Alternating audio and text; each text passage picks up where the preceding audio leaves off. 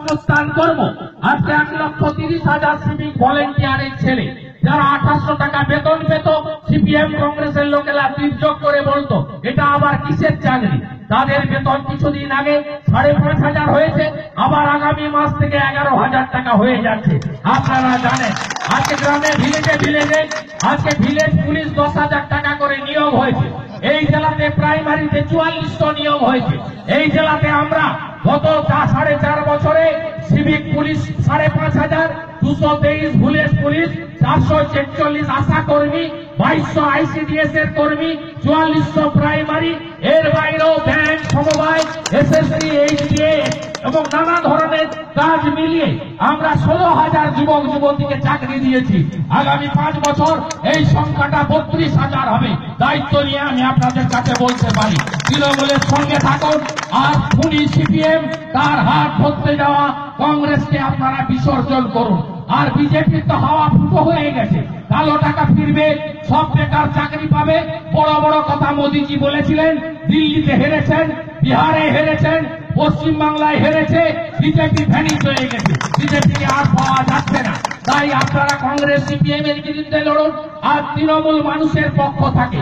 যখন machine van rickshaw বন্ধ করার জন্য হাইকোর্টে অর্ডার হলো, মমতা ব্যানার্জি হাজার হাজার মেশিন ভ্যান রিক্সা চালকদের ছাড়তে আজকে তাদেরকে 500 টাকা দিয়ে পঞ্চায়েত থেকে লাইসেন্স করিয়েছেন। টোটো চালক আমাদের বেকাররা চাকরি পাননি, 1 কোটি বেকার আমাদের ঘরে চাপিয়ে দিয়েছে সিপিএম। আমরা টোটো চালকদের লাইসেন্স দেওয়ার উদ্যোগ গ্রহণ করেছি। যখন এই এলাকায় বাগদা চাষিরা ক্ষতিগ্রস্ত হয়েছিলেন 2 বছর আগে, জাপান বলেছিল আমরা বাগদা দেব না ভারতবর্ষের, আমাদের মুখ্যমন্ত্রী যোগাযোগ করে জাপানের সঙ্গে নিষ্পত্তি করিয়েছেন। পরের বছর থেকে আপনাদের সমস্যা মিটে গেছে।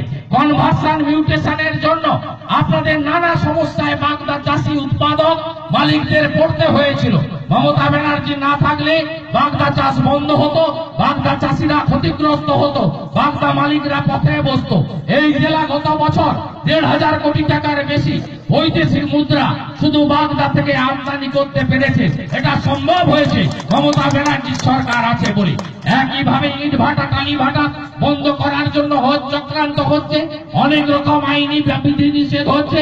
আমি আপনাদের কাছে সেপ্টেম্বর মাসে মহিষাদলে একটা মিটিং হয়েছিল, ইট ভাটা, টালি ভাটার মালিকরা ছিলেন। শুধু মালিকদের স্বার্থ নয়, এর সঙ্গে আমাদের এই জেলার 50-60 হাজার শ্রমিকের স্বার্থ যুক্ত আছে।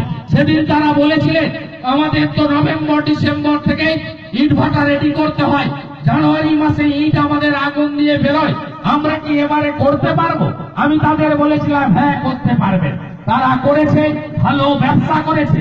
আমি আইনের প্রশ্নে যাব না, কারণ আমি ভারতবর্ষের লোকসভার মেম্বার, সাবজুডিস বিষয়ে প্রকাশ্যে মন্তব্য করা আমার ঠিক নয়।